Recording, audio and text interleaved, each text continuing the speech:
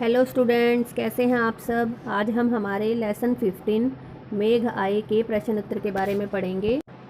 हाँ जी बच्चों, पहला क्वेश्चन देखिए। बादलों के आने पर प्रकृति में जिन गतिशील क्रियाओं को कवि ने चित्रित किया है उन्हें बताइए। बादलों के आने पर प्रकृति में भिन्न तरह के परिवर्तन होते हैं। बादलों के आने की सूचना ब्यार नाचते गाते देती हुई चलती है। ब्यार का मतलब होता है ठंडी हवा। बादलों के आगमन की सूचना पाकर लोग अतिथि सत्कार के लिए घर के दरवाजे और खिड़कियां खोल देते हैं।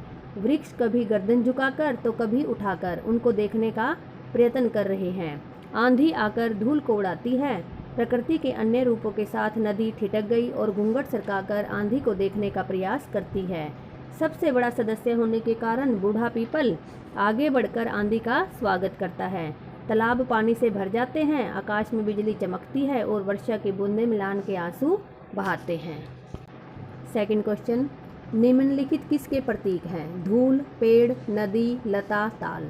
धूल स्त्री का प्रतीक है, पेड़ नगरवासी का प्रतीक है, नदी स्त्री का प्रतीक है, लता मेघ की प्रतीक्षा करती नायिका का प्रतीक है, ताल सेवक का प्रतीक है।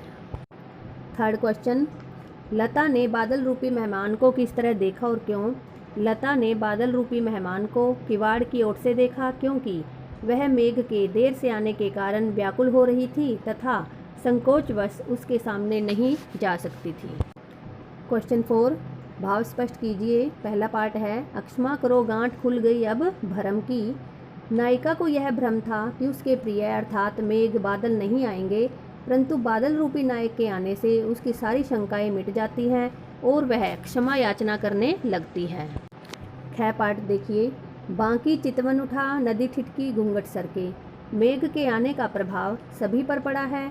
नदी ठिठककर जब ऊपर देखने की चेष्टा करती है तो उसका घूंघट सरक जाता है और वह तिरछी नज़र से आए हुए आगंतुक का मतलब होता है मेहमान को देखने लगती है। फिफ्थ क्वेश्चन, मेघ रूपी मेहमान के आने से वातावरण में क्या परिवर्तन हुए। मेघ रूपी मेहमान के आने से हवा के तेज बहाव के कारण आंधी चलने लगती है, जिससे दरवाजे खिड़कियां खुलने लगते हैं। पेड़ अपने संतुलन खो देते हैं। नदी और तालाब के पानी में उथल पुथल होने लगती है। पीपल का पुराना पेड़ भी झुक जाता है और अंत में बिजली कड़कने के साथ वर्षा होती है। सिक्स्थ क्वेश्चन, मेघों के लिए बन ठन के सवर के आने की बात क्यों कही गई है।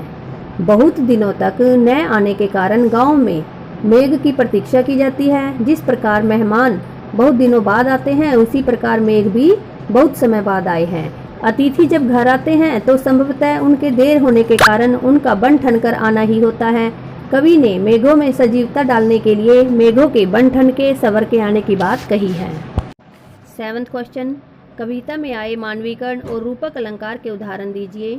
मानवीकरण अलंकार, पहला उदाहरण है इसका, आगे आगे नाचती बयार चली। यह बयार का स्त्री के रूप में मानवीकरण हुआ है। सेकंड, मेघ आए बड़े बन ठन के संवर के। मेघ का दामाद के रूप में मानवीकरण हुआ है। थर्ड, पेड़ झुक झांकने लगे गर्दन उचकाए। पेड़ों का नगरवासी के रूप में मानवीकरण किया गया है। फोर्थ, धूल भागी गागरा उठाए। धूल का स्त्री के रूप में मानवीकरण किया गया है। फिफ्थ, बूढ़े पीपल ने आगे बढ़कर जुहार की। पीपल का पुराना वृक्ष गांव के सबसे बुजुर्ग आदमी के रूप में है। सिक्स्थ, बोली अकुलाई लता। लता स्त्री का प्रतीक है। रूपक अलंकार के उदाहरण देखिए। क्षितिज अटारी, यहाँ क्षितिज को अटारी के रूप द्वारा प्रस्तुत किया गया है। दामिनी दमकी, दामिनी दमकी को बिजली के चमकने के रूपक द्वारा प्रस्तुत किया गया है। बांध टूटा, झरझर मिलन के अश्रु ढरके। झरझर मिलन के अश्रु द्वारा बारिश को पानी के माध्यम से प्रस्तुत किया गया है। एट्थ क्वेश्चन, कविता में जिन रीति रिवाजों का मार्मिक चित्रण हुआ है उनका वर्णन कीजिए। कविता में रीति रिवाजों के माध्यम से वर्षा ऋतु का चित्रण किया गया है।